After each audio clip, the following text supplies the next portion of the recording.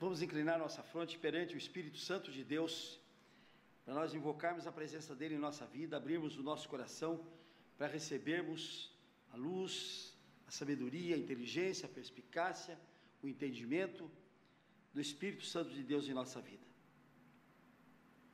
Ó Espírito Santo de Deus, nós sabemos que nós somos o templo do Espírito Santo e queremos ser um templo digno, queremos ser um templo elevado, a verdadeira morada do Espírito Santo de Deus. Nós abrimos agora o nosso coração para que tu entres nele e more dentro dele, para que nós tenhamos as suas luzes, para nos ensinares todas as coisas para a nossa vida. Nós precisamos de um novo rumo, nós precisamos de uma nova vida, nós precisamos de um novo caminho, nós precisamos ter uma vida completamente diferente do que levamos até agora, vida de vitória, vida de sucesso, vida de total atuação do Espírito Santo. Nós te pedimos ao Espírito Santo de Deus, para nós, para os nossos amigos, para nossas famílias e para todos aqueles que estão em nosso derredor. Quem crê diga amém e glória a Deus. Digam todos comigo: Senhor Jesus, nós estamos reunidos aqui agora em teu nome, vem cumprir a tua promessa. Sintamos a presença do Senhor Jesus agora aqui conosco.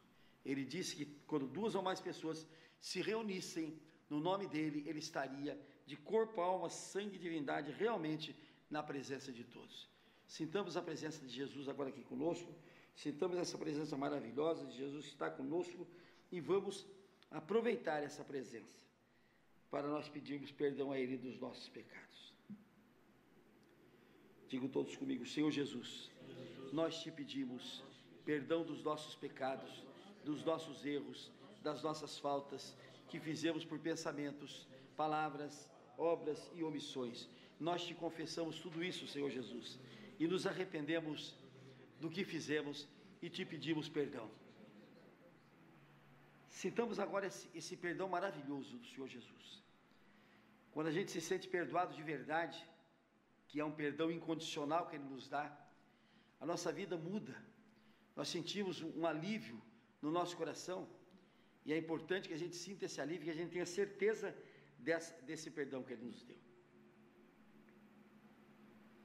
Agora todos digam comigo: Senhor Jesus, nós declaramos que te recebemos em nossa vida como nosso único Deus e Senhor, como nosso Redentor e Salvador, e declaramos que tu és o Filho de Deus vivo. Depois dessa declaração, nós também nos tornamos filhos de Deus. Esta é a grande vantagem de nós crermos em Cristo, de nós termos Cristo, porque nós nos tornamos filhos de Deus de verdade agora. E diante disso, nós começamos a dar o nosso primeiro passo para uma vida melhor. Vamos fazer a nossa meditação para o dia de hoje. Como a gente costuma fazer, a gente vai buscar na leitura dos jornais alguma coisa que possa estar ligada com a Bíblia e por que ligada com a Bíblia. Então nós tivemos hoje aqui o jornal O Estadão. Por sinal, uma das diretoras do Estadão esteve aqui ontem, né, conversando com a gente, e ficou contente da gente fazer essa mensagem do Estadão nas nossas gravações. Então veja aqui na seção Metrópole: 7 mortos no Jaçanã. Um dia antes a polícia já sabia que ia acontecer isso tudo, e ela pediu que a população não saísse de casa. Que a população não saísse de casa, veja bem. E na noite foram mortos 7 pessoas. Onde isso vai parar? É a pergunta que todo mundo faz. E a única solução que todo mundo busca é mais polícia, é mais cadeia, é mais punição. Será que isto é a solução do problema? 7 mortos numa só noite, num lugar de São Paulo, num lugarzinho de São Paulo. E a polícia aconselhando que todo mundo fique em casa.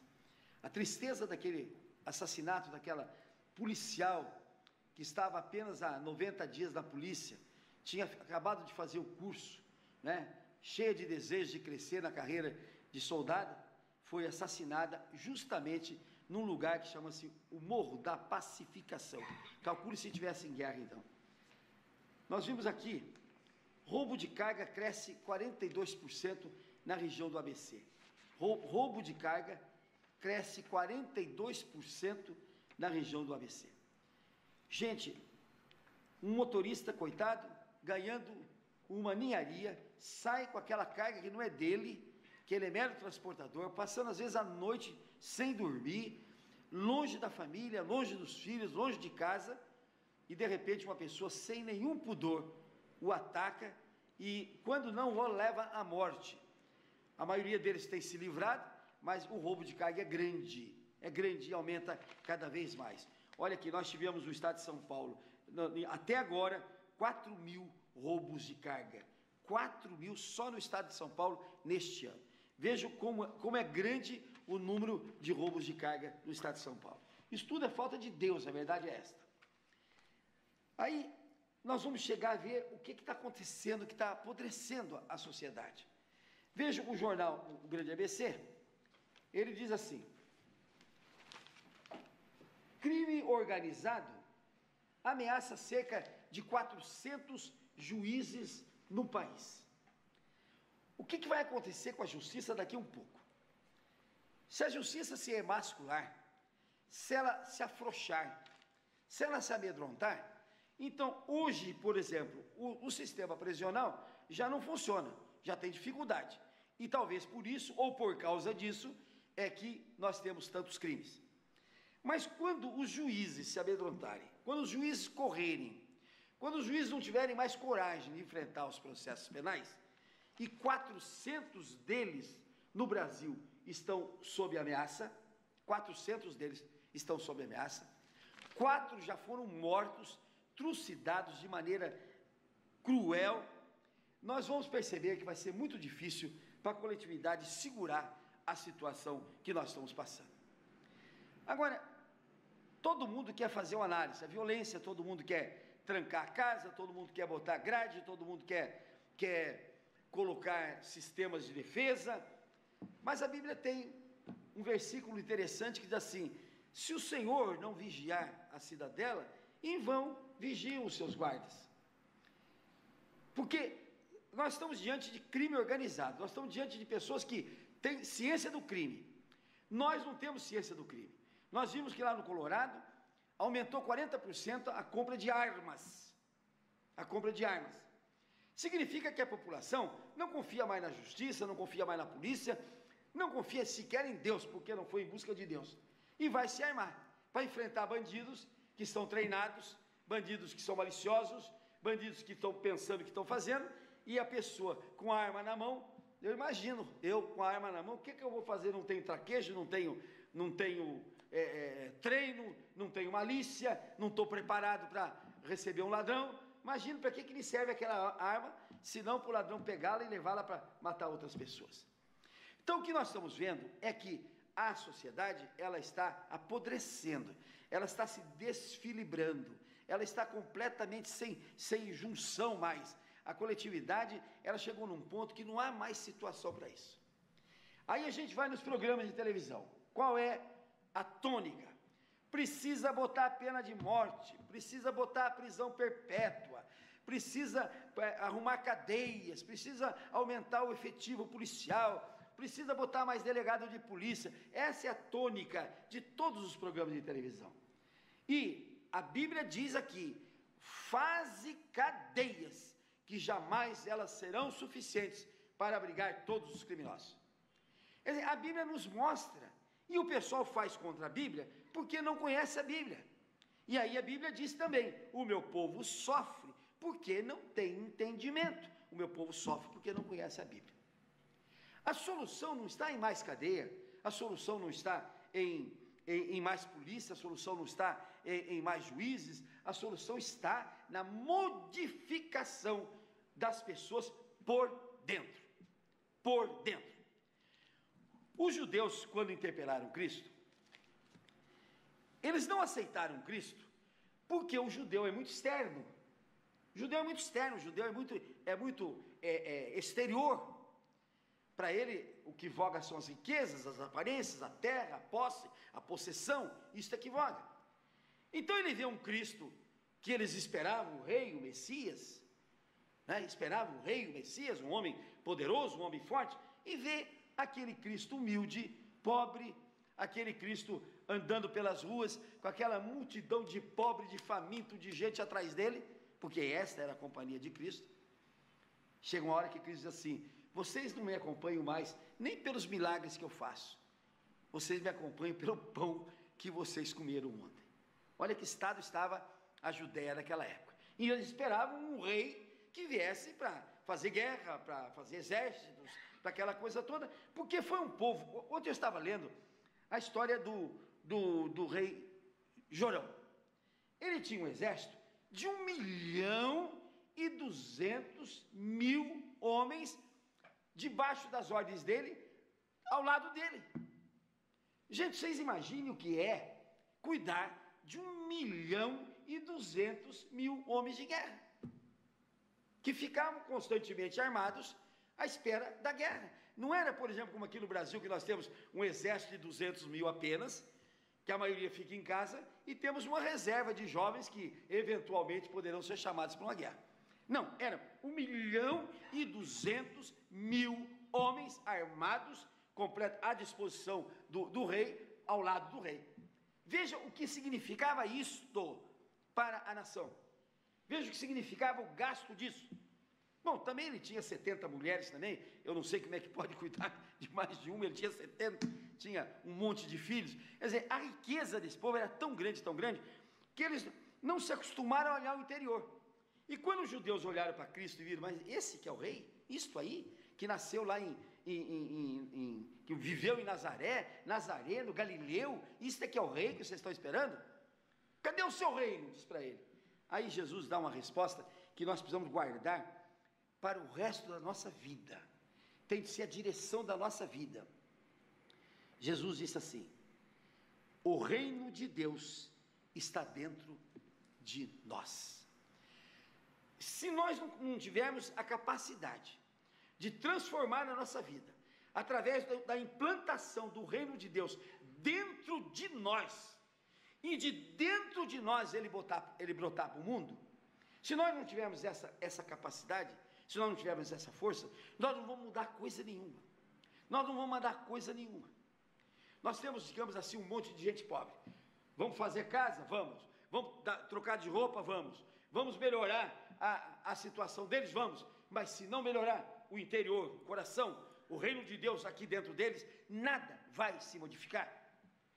Por isso é que quando a gente analisa aquele trabalho que a Igreja Apostólica Nova Aliança em Cristo fez, com aqueles milhares de mendigos aqui na Consolação, eu quero que todo mundo se lembre daquilo, que era um trabalho que não tinha só a chamada assistência social. Eu costumo dizer que a assistência social, por mais caridosa que ela seja, ela é coisa do diabo, ela é coisa do cão, porque ela atende a pessoa naquele determinado momento, mas não transforma a pessoa. Não transforma a pessoa. É como se eu vou andando, por exemplo, um dia de chuva tremendo, e encontro um coitadinho pendurado na fossa de água, aquele mundo de água caindo, e ele segurando ali naquela coisa. Ele diz: estou com frio, estou com fome. Aí eu pego um cobertor, né, jogo nele ali no meio daquela água. Ah, você está com fome também? Pego um pão, entrego para ele. Se ele largar a mão daquele ferro, ele vai rodar, vai embora, né? É isto que é assistência social. Agora, o que é promoção social? O que é instalar o reino de Deus no coração daquela pessoa? Meu irmão, eu vou tirar você daí, me dá as tuas mãos aqui, eu vou tirar dali, vou levá-lo a um lugar, vou dar comida, vou agasalhá-lo e vou pregar para ele a palavra de Deus. Jesus ensinou na parábola do samaritano, aquele homem que pensou as feridas do que tinha sido assaltado, levou-o para uma estalagem, pagou a sua hospitalidade e disse: se precisar mais na volta eu pago. Então a diferença da assistência social que o governo faz, porque ele não tem capacidade de fazer a assistência espiritual, essa assistência não transforma ninguém. E por que não transforma? Vejam bem, vamos ver dessa revista aqui, Cristianismo e Ressocialização.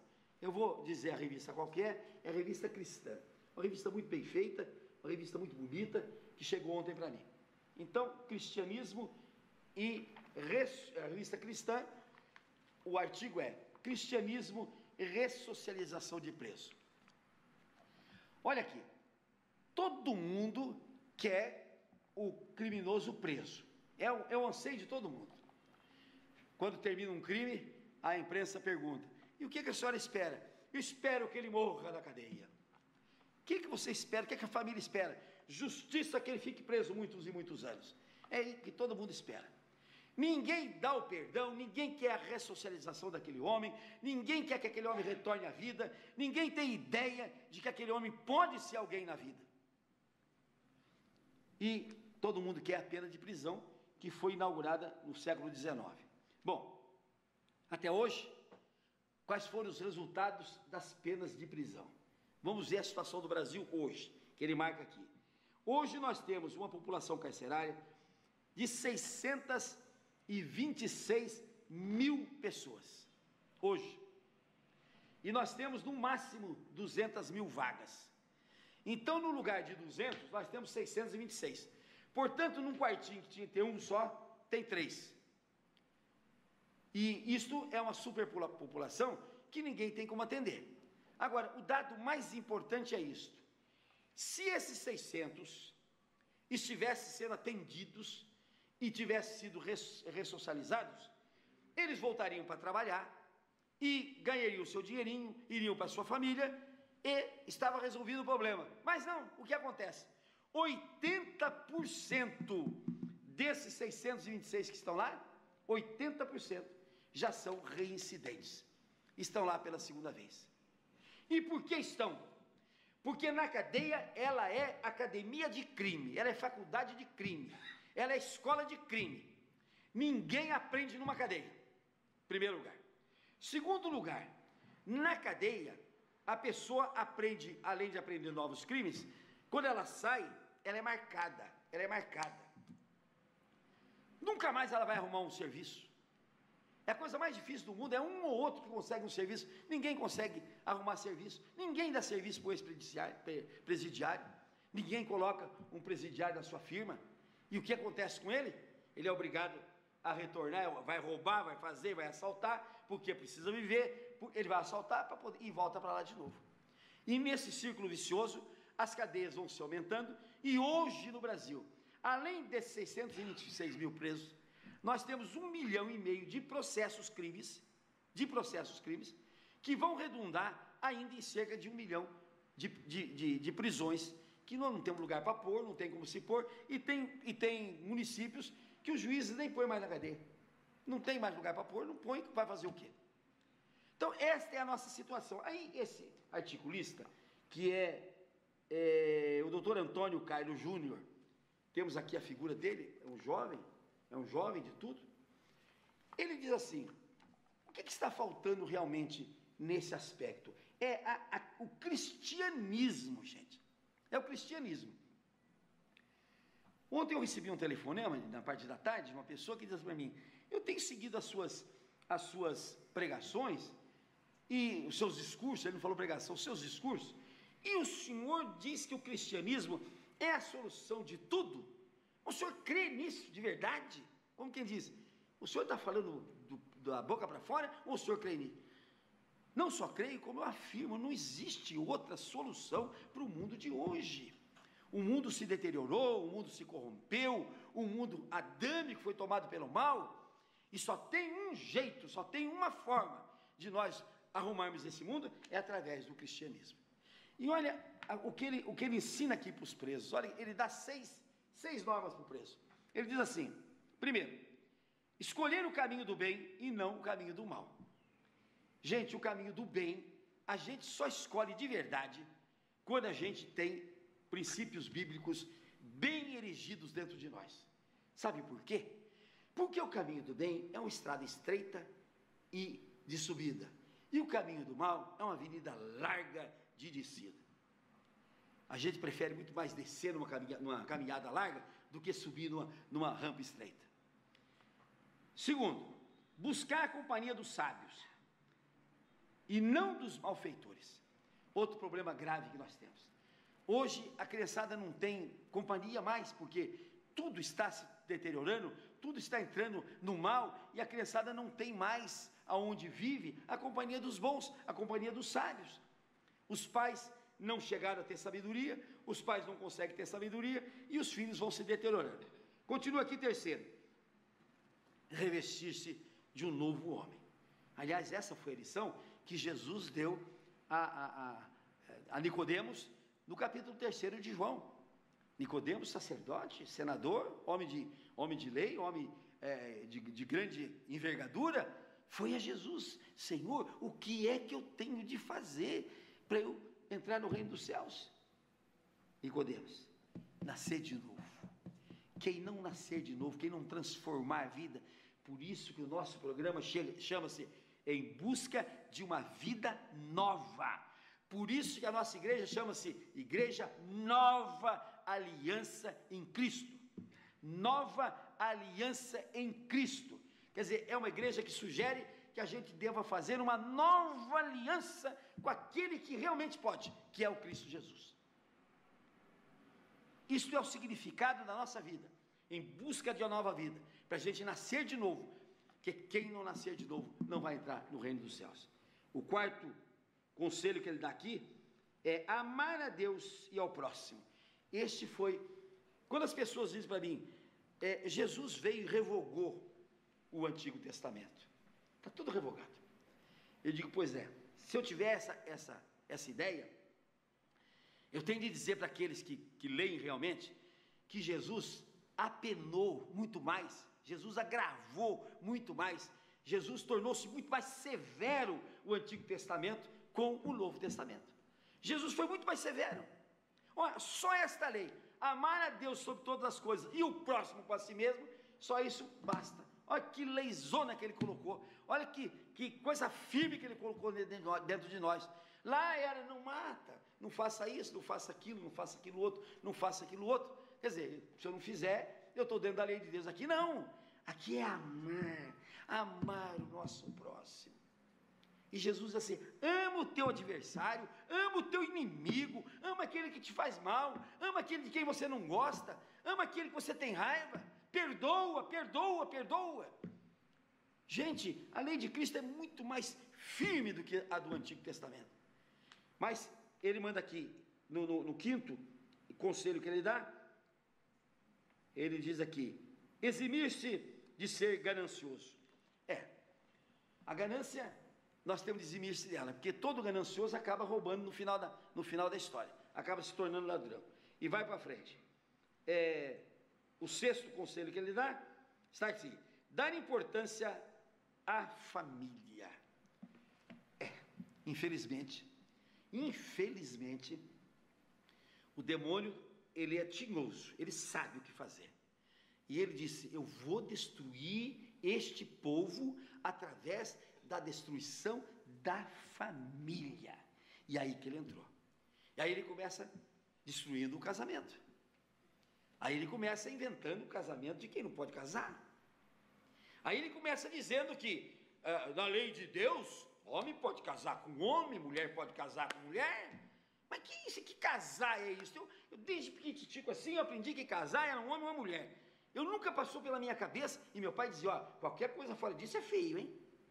Agora diz que não, que o casamento pode ser entre homem e mulher, homem com homem, mulher com mulher, que o casamento, né, pode ser gay, o casamento pode ser de qualquer forma, também pode casar agora, descasar depois, não precisa ficar casando, outra coisa, não precisa nem casar mais, experimenta. Um padre aqui da Lapa prega abertamente, não casem, experimenta uns 5, 6 anos para ver se dá certo, e depois casa. Com 5, 6 anos tem 3, 4 filhos sem pai, 3, 4 filhos sem mãe, 3, 4 filhos sem bênção de Deus. O que é isso? Onde nós vamos viver? Agora, a situação do preso é esta. Como é que nós vamos consertar isso? Vamos ver se nós encontramos na Bíblia alguma coisa que nos fale. E eu achei um texto aqui em Romanos, do Paulo. Paulo, esse Paulo é uma coisa extraordinária, né? Quem quer aprender cristianismo é com ele. E uma coisa interessante, inimigo de Cristo, né? Odiava Cristo, presidiu a morte de Estevão, que gostava de Cristo. Mata esse cristão aí, arrebenta com ele. Eu vou buscar em Damasco todo cristão que eu achar, eu quero trazer em picadinho aqui, para vocês. Era essa a situação dele. De repente Cristo entra na vida dele, derruba ele daquela soberba, derruba ele daquela posição, joga-o no chão e diz: Paulo, Paulo, por que você me persegue? E Paulo se transforma a partir daquele momento. Paulo entra no poder de Cristo. É isto que nós temos de fazer, isto que nós temos de colocar na nossa vida, isto que nós temos de colocar na sociedade onde vivemos. E Paulo nos escreve assim: o amor seja sem hipocrisia. Amor fingido não existe, amor fingido é ódio. Detestai o mal, apegando-vos ao bem. Amai-vos cordialmente uns aos outros com amor fraternal, preferindo-vos em honra uns aos outros. No zelo, não sejais remissos, sede fervorosos no espírito, servindo ao Senhor. Regozijai-vos na esperança, sede pacientes na tribulação, na oração e perseverantes. Compartilhar as necessidades dos santos, praticai a hospitalidade. Às vezes eu fico vendo gente que pratica hospitalidade, coisa que eu não aprendi no catolicismo e coisa que eu tenho dificuldade de fazer. Gente que recebe em sua casa pessoas que ele nunca viu, que ele não sabe nem de onde veio, nem de onde era. Abre as portas, arruma a cama, põe lençol na cama, dá de comida, dá banho, faz barba, arruma tudo isso. Essa é a hospitalidade. Nós recebíamos lá na nossa igreja dos mendigos, 1.200, 1.300 mendigos todo domingo, com a porta trancada para que eles não saíssem. E ali tinha banho, ali tinha comida, ali tinha a palavra de Deus, ali tinha a implantação do reino de Deus dentro do coração deles. Por isso é que eles se transformaram. Não adianta você dar o pão, não adianta você dar a comida, não adianta você fazer nada disso, se você não implantar, se você não rasgar o peito do homem, e ali você pegar aquele coração, e colocar dentro daquele coração, a palavra de Deus, o ensinamento de Cristo, porque aí, só aí que você vai transformar a pessoa, só aí. Eu posso fazer uma marquinha aqui na minha mão, depois a marquinha desaparece. Eu posso botar um brinco na minha orelha, amanhã desaparece. Aquilo que modifica não é as coisas que eu ponho no exterior. Hoje eu estou de azul, estou de gravata azul, amanhã eu venho de vermelho, venho de outra cor qualquer. Mas aquilo que está dentro do meu coração, aquilo eu tenho de mudar o que está de ruim. E Davi diz ao Senhor Jesus, diz ao Senhor Deus: Senhor Deus, entra no meu coração, Senhor Deus. Examina o meu coração, tira de lá aquilo que te desagrada, arranca desse coração aquilo que não te serve, Senhor, e coloca o teu espírito, e coloca o teu amor, e coloca a tua vida dentro de mim. É a única forma que nós temos de modificar a nossa vida. E aí tem uma expressão aqui em Lucas que diz assim: se você apenas fizer o que é obrigado a fazer, vocês terão de dizer assim: servo inútil que eu fui, porque fiz tão somente a minha obrigação. Vejam, enquanto o mundo estiver fazendo somente a obrigação de cada um, aquilo que a lei manda, aquilo que a Constituição fala, enquanto nós estivermos fazendo só esta obrigação, o mundo não se transforma. O mundo não se transforma. O mundo só vai se transformar no momento em que nós colocarmos na nossa vida: eu não quero ser servo inútil, eu quero ser um servo produtivo, eu quero ser um servo que vai realmente trabalhar para a modificação do mundo. E isto nós só vamos conseguir com a expressão que o Senhor Jesus disse. Ele disse: bem-aventurado o servo a quem eu encontrar servindo aos seus conservos. A nossa vida é uma vida solidária. Não há como nós vivemos isolados. Não há como nós vivemos isolados. Eu tive uma passagem uma vez por Curitiba e nas praias de Santa Catarina, em que eu morava em apartamentos suntuosos, eu e Evandro, apartamentos suntuosos. Tinha um apartamento na praia de 5 suítes, e aquilo só servia para nós, e mais nada, uma coisa nenhuma. Não tinha hospitalidade, porque a hospitalidade, Jesus diz assim: aquele que um dia recebeu um pobre, estava recebendo a mim. Aquele que recebeu um dia um viandante, estava recebendo a mim. Aquele que um dia recebeu uma pessoa que ele nunca viu, que ele nunca conheceu, estava recebendo a mim. E é esse que vai ser premiado na outra vida. Na outra vida. Ontem a nossa psicóloga dizia assim: o medo do homem ou o medo da morte? O medo do homem ou o medo da morte? Claro, não tem o cristianismo na vida, sabe que vai morrer, para ele a morte, ele não sabe, é um ponto de interrogação desse tamanho, ele não sabe o que acontece depois, para ele, ele acha que não acontece mais nada. Tem gente que pensa que morreu, fedeu, apodreceu, acabou.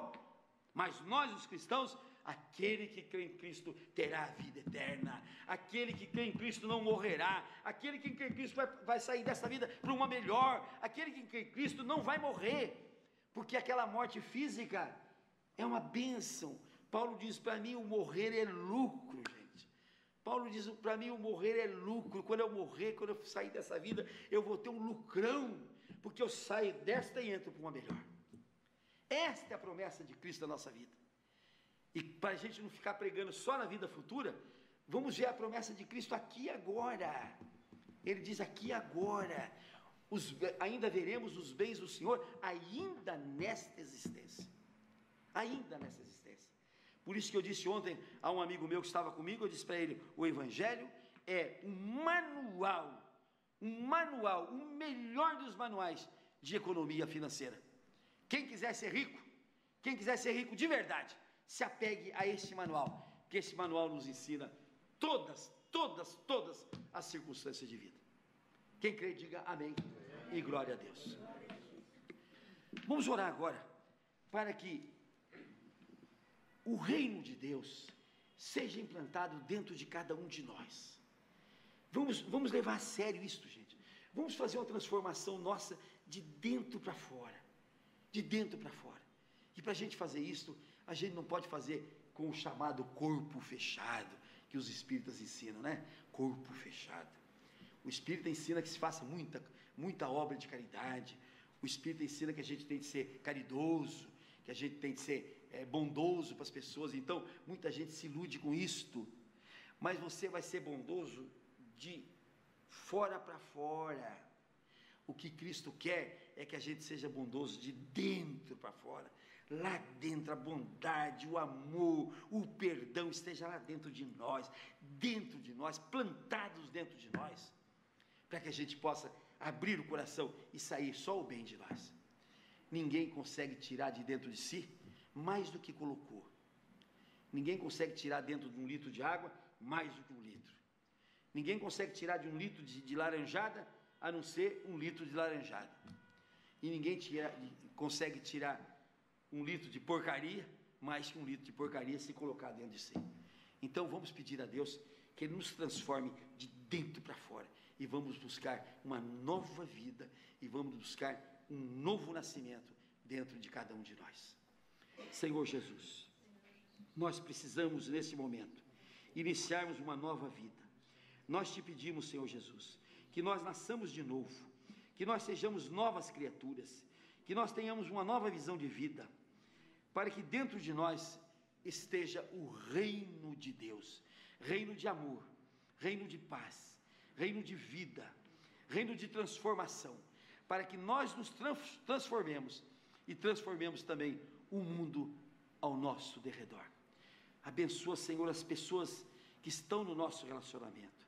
Abençoa, Senhor, todas as pessoas que fazem parte da nossa família, do nosso trabalho, dos nossos relacionamentos sociais, das nossas amizades. Abençoa, Senhor. Faça que a palavra de Deus chegue no coração de cada um, Senhor. E faça, Senhor, que seja implantado o reino de Deus no coração de cada um de nós. É o que nós te pedimos no santo nome de Jesus. Quem crê, diga amém e glória a Deus. Vamos orar ao Pai Nosso agora.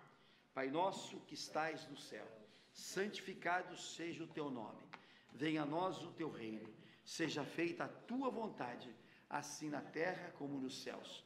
O pão nosso de cada dia nos dai hoje, e perdoa as nossas dívidas, assim como nós perdoamos aos nossos devedores, e não nos deixes cair em tentação, e nos livra, Senhor, de todo mal, porque teu, Senhor, só teu é o poder, o reino, a honra e a glória, para todos sempre. Amém. Vamos aplaudir o Senhor Jesus? Vamos nos ungir, gente.